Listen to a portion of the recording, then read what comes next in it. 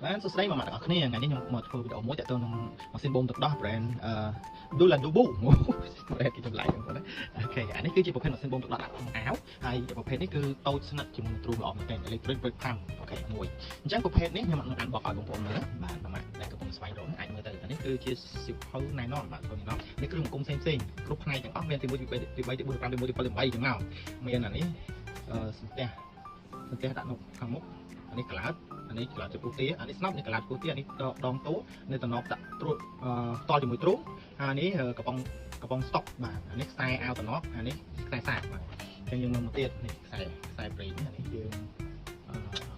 អូខេដាក់ជាមួយអាវអានេះខ្សែសាកអូខេខ្សែសាក Type C ទៀតបងប្អូនណាល្អអញ្ចឹងនៅក្នុងនេះអត់មានអីទេបាទអត់មានអីទេអញ្ចឹងនេះគឺរូបរបស់វាក្រោយអញ្ចឹងអានេះម៉ាស៊ីនបាទម៉ាស៊ីននេះមិញគេរៀបរាប់ថាគ្រឿងបង្គុំមាន6 7បំណែកហ្នឹងគេបង្គុំមកបានរូបម៉ាស៊ីនប៉ុណ្ណេះបាទអញ្ចឹងឥឡូវខ្ញុំមកធ្វើបទបង្ហាញអំពីមុខងារផ្សេងៗនៅលើហ្នឹងហើយចាំខ្ញុំបំបែកឲ្យមើលផ្នែកនីមួយៗទាំងអស់គ្នាបាទអញ្ចឹងបងប្អូននេះយើងមានប៊ូតុង3មានដកមានបូកហើយនឹងកណ្ដាលអក្សរ M ហើយនឹងមានរូបសញ្ញា power អញ្ចឹងដើម្បីបិទបើករបស់វាយើងចុចឲ្យជាប់បាទចុចជាប់ឃើញវាដើរបងប្អូនណាអញ្ចឹងអានេះរូបទូចនេះអានេះគឺរូបបាតដៃបាទរូបបាតដៃនេះតំណាងអីគេតំណាងឲ្យការម៉ាស្សាបាទអញ្ចឹងជាធម្មតានៅពេលដែលយើងម៉ាស្សាហើយចាំយើងបូមណាអញ្ចឹងបើក៏ចូលមុខងារម៉ាស្សាអញ្ចឹងយើងអាចតម្លើងកម្លាំងម៉ាស្សាបាន5កម្រិតបាទអញ្ចឹងម៉ាស្សានេះអត់បូមទេណាបងប្អូនតិចទាំងអស់គ្នាអ្នកខ្លះក៏យកមុខងារម៉ាស្សាហ្នឹងបងមិនសិនអត់បូមម៉ាស្សាបងឲ្យមើលបងប្អូនមើលណាអាចស្នប់របស់វាណាវារីកតិចទេបាទអញ្ចឹងវាម៉ាស្សាដើម្បីអីដើម្បីឲ្យនេះទឹកដោះបើកបាទនេះទឹកដោះបើកធ្វើឲ្យដោះស្រាវជាធម្មតាខ្មែរគេថាដោះស្រាវបងប្អូនបើចេញអានេះដូចគ្នាដែរធ្វើឲ្យដោះស្រាវមិនយើងបឺតដោះនឹងទៅដោះនឹងបានបាទអញ្ចឹងអានេះម៉ាស្សាអញ្ចឹងទៅមុខងារម៉ាស្សាមួយតែអត់ឲ្យមួយទៀតចូលមកមុខងារត្រេ3មុខងារត្រេ3នេះយើងមានកម្លាំងរហូតដល់9ដូចគ្នាមិញម៉ាស្សាមិញ5មុខងារត្រេ3នេះគឺមុខងារម៉ាស្សាផងបឺតផងក្នុងពេលតែមួយបាទអញ្ចឹងអារម្មណ៍ដែលយើងទទួលបានវានឹងម៉ាស្សា2ឬ3ដងបាទស៊ីអញ្ចឹងនេះឃើញវាបឺតពេញមកបត់ហ្នឹងមកដង្ហើមដាច់តែម្ដងអូខេស៊ឺ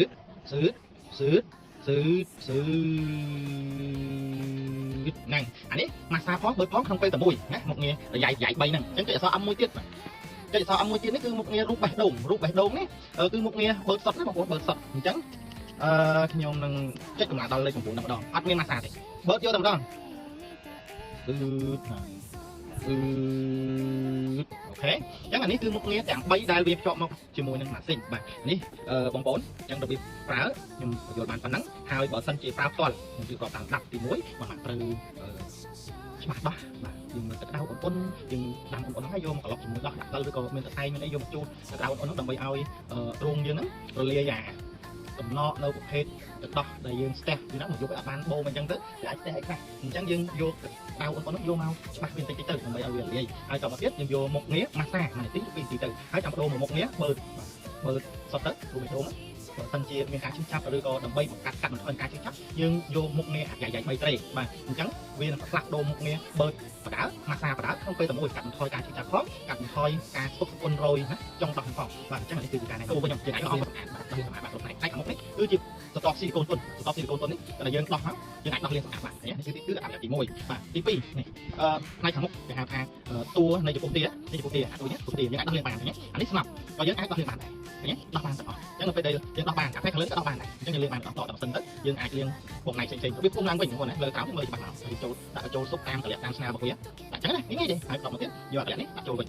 ចូលច្បាស់ដាក់ចាំមកនេះចូលស៊ុបគ្រប់កន្លែងហ្នឹងទៀតណាបាទហើយចាំយើងដាក់ចូលនៅសតបខាងក្រៅហ្នឹងដាក់តល់ជាមួយទូហ្នឹងណាយើងដាក់ចូលគ្រប់ពេលគ្រប់កលៈរបស់វាទៅមកហើយដល់ពេលដែលយើងដាក់ហើយយើងបូមហើយវាបានទៅដោះពេញ1គីឡហ្នឹងសំណួរសួរថាតើចាក់ចូលដបហ្នឹងតាមកន្លោះណាកន្លែងណាមិនអត់ចូលស៊ុបបន្តមកទៀតពេលបូមហើយបងណាបូមហើយយើងបានទៅដោះពេញ1គីឡហ្នឹងហើយអញ្ចឹងយើងកាន់តែវាជួយនេះវាមានរន្ធនៅខាងលើតែគ្រាន់តែយើងទីមកដាក់ចូលកែវចេះចូលជាការស្រាច់មានតែប៉ុណ្្នឹងទេអញ្ចឹងពេលដែលយើងរួចរាល់បូមរួចរាល់ហើយយើងអាចដកចេញបានដែរដកចេញមកចាក់ក៏បានដែរហ្នឹងទៅហើយទៅការប្រើប្រាស់របស់ម៉ាត់ទេណាបាទអញ្ចឹងចូលចេញមកចប់ខាងនេះមានតែជួបថ្ងៃទៅយើងលើកលេងទៅយើងអាចយូរទៅលាងសម្រាប់ឲ្យស្ងួតទីស្ទីមអីទៅតាមយកទៅចឹងទៅគឺមកទេអរគុណ